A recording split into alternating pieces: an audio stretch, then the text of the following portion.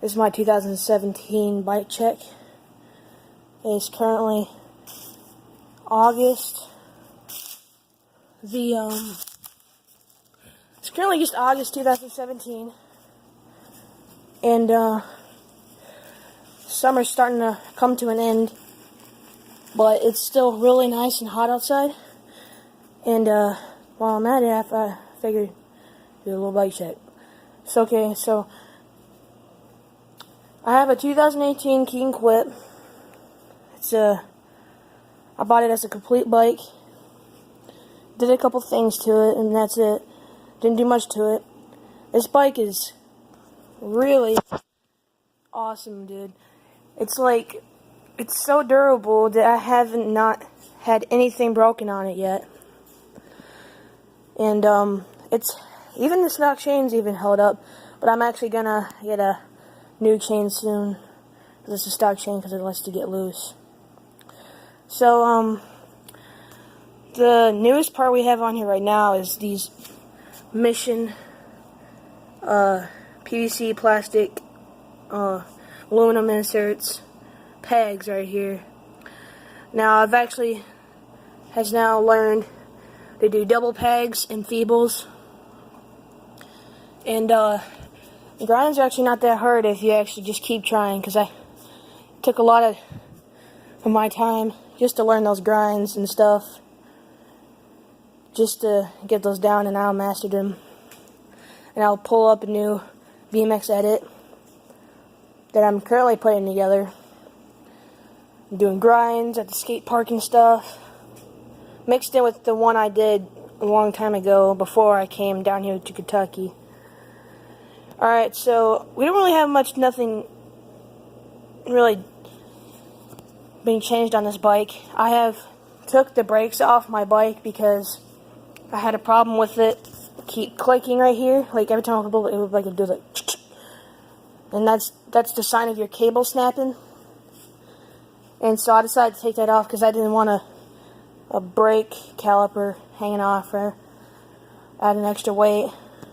But I'm gonna keep all my brake parts just in case I get another rear brake. But I think I'm pretty good brakeless. It's not really much difference, really. You can literally just use your foot to brake, and I think it's just pretty simple as that. Now I know I actually had my tire backwards because the back one's actually the right way, because the tread's supposed to be going forward and stuff. And of course, I added some stickers, McDonald's and the CCS sticker. That's where you buy shoes and skateboards and clothes and all that stuff. The BMX and skateboard. Of course, you have the Grizzly handlebars. Got my Dan's Cup sticker. I skateboard sometimes, and I put these stickers on here. And also wanted to add, these are my Merillat and the Mylar rims here. They're both double wall.